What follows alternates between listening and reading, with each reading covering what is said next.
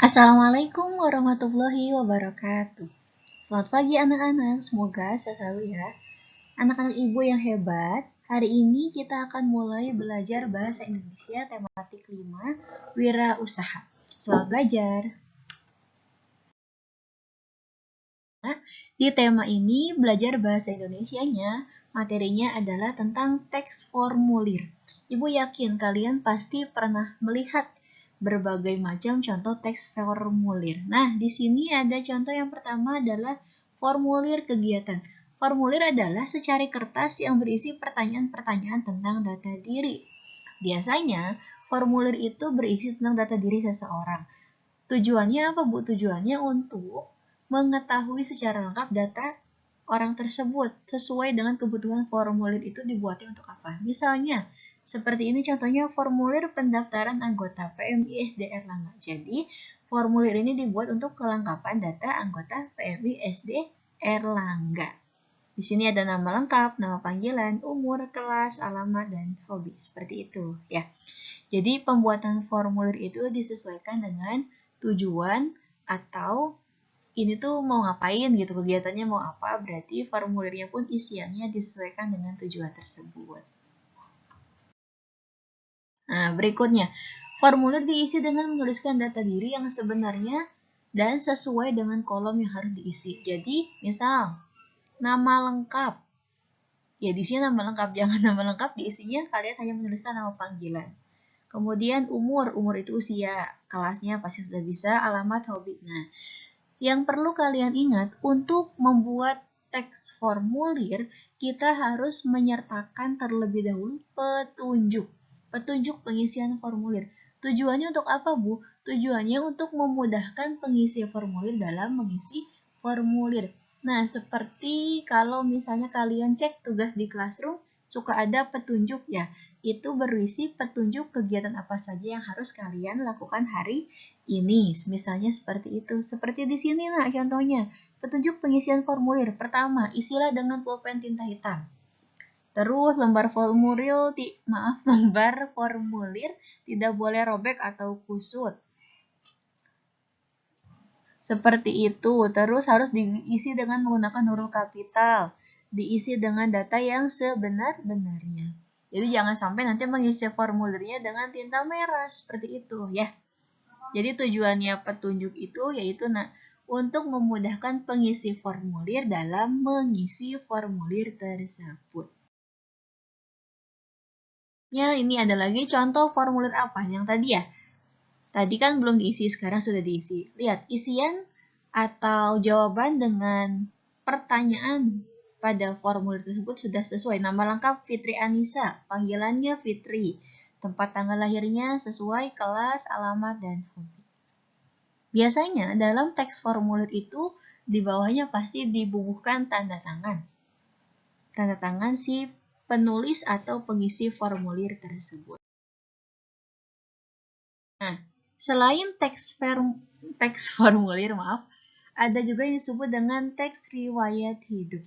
Riwayat hidup merupakan tulisan yang berisi informasi diri, meliputi identitas serta kegiatan yang telah dilakukan. Riwayat hidup itu ditulis harus berdasarkan fakta dan disajikan dengan rinci.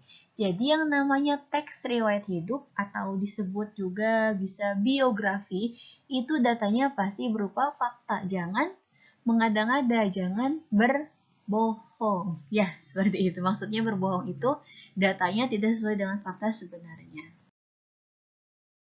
Nah, di sini kalian bisa lihat ada contoh teks riwayat hidup dalam bentuk formulir. Banyak macamnya, nanti kita akan bahas.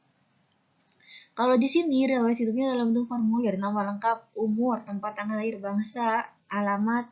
Kemudian dalam teks riwayat hidup itu biasanya mencantumkan pendidikan. Kalau kalian kan belum bekerja, berarti biasanya untuk pelajar itu prestasi, lalu kegiatan apa yang kalian ikuti di sekolah. Seperti itu. Kalau teks riwayat hidup untuk orang-orang yang sudah dewasa, biasanya selain riwayat pendidikan dan data diri, itu dicantumkan juga riwayat pekerjaan.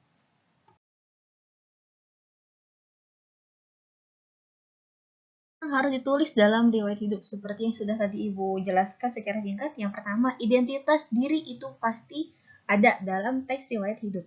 Namanya siapa, usia, alamat, tempat, tanggal lahir, serta biasanya diminta nomor atau kontak yang bisa dihubungi. Lalu riwayat pendidikan, daftar sekolah yang kalian pernah pernah ikuti. Misalnya TK Islam Nurul Rahmah, SD-nya misalnya SDN Situ Pete.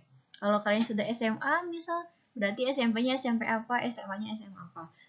Karena sekarang masih SD, berarti cukup ditulis TK dan SD.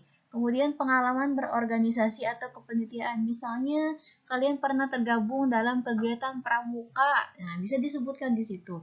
Lalu keterampilan atau kemahiran. Misalnya mahir dalam berolahraga, mahir dalam berbahasa asing, seperti itu. Prestasi, misalnya kalian pernah mengikuti kejuaraan catur tingkat kecamatan, bisa dicantumkan di riwayat hidup. Ini sudah tadi dijelaskan oleh Ibu. Informasi yang ditulis dalam riwayat hidup harus sesuai dengan data, disesuaikan dengan informasi diri sendiri. Berikut. Nah, ini ada contoh lagi. Nah, kalau tadi teks riwayat hidupnya berupa formulir, kalau ini riwayat hidupnya dituliskan berbentuk narasi. Saya Beni Maulana, saya lahir di Jakarta pada tanggal 9 Juni 2006. Jadi, ini teks riwayat hidupnya tidak berupa formulir.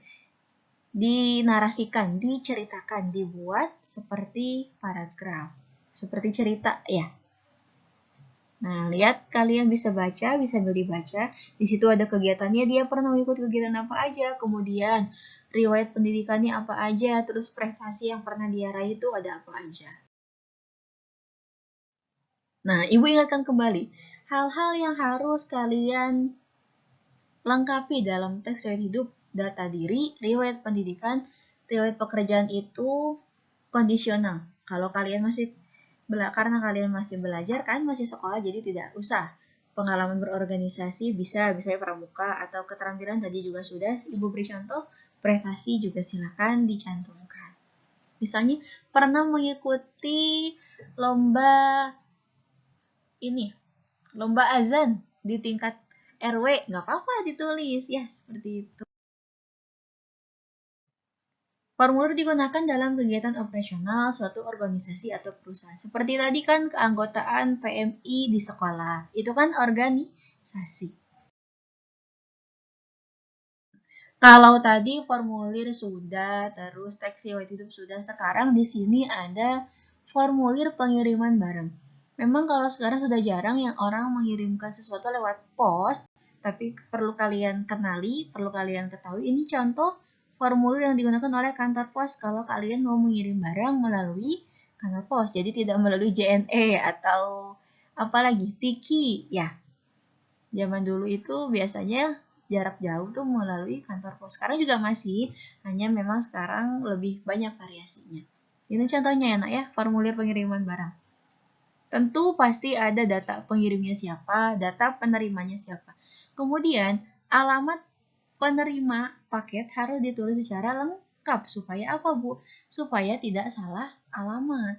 Supaya paket kita sampai ke tempat tujuan, sampai ke orang yang memang kita tuju. Nah, kalau tadi melalui kantor pos ini seperti jasa ekspedisi semacam JNE. Misalnya, ini hanya contoh ya. Formulir pengiriman barang. Siap cepat. Nomor formulirnya nomor berapa, tanggalnya tanggal berapa, data pengirim secara lengkap, nomor telepon pasti dicantumkan. Data penerimanya, kemudian data barangnya. Misalnya ada pesan. Catatannya, kurir dapat menghubungi nomor telepon yang tertera jika penerima tidak ada di rumah. Kemudian biasanya dicantumkan juga ongkir. Kalian biasa bilangnya ongkir ya, kita bisa bilangnya ongkir. Biaya pengiriman, ongkos kirimnya berapa. Kemudian pasti ada tanda tangan sebagai tanda bukti bahwa itu benar-benar sah. Terakhir, ini adalah contoh formulir lembar jawaban pada saat kalian nanti ujian. Ini tahun-tahun sebelumnya ujiannya karena masih di sekolah jadi seperti ini. Tapi untuk tahun ini Ibu belum tahu, mudah-mudahan kita sudah ada di sekolah jadi kebijakannya seperti apa Ibu pun belum tahu karena memang belum ada arahan dari atasnya. Kita berdoa saja, mudah-mudahan semuanya bisa berjalan dengan baik. Kalian bisa mengikuti dengan baik, makanya belajarnya harus rajin. Ada apa, Bu, isinya? Petunjuk pasti ada. Setiap formulir harus mencantumkan petunjuk. Kemudian nama peserta, nomor, tanggal lahir, nama mata ujian, tanggal ujian, tanda tangan, dan pilihan ganda untuk menentukan jawabannya.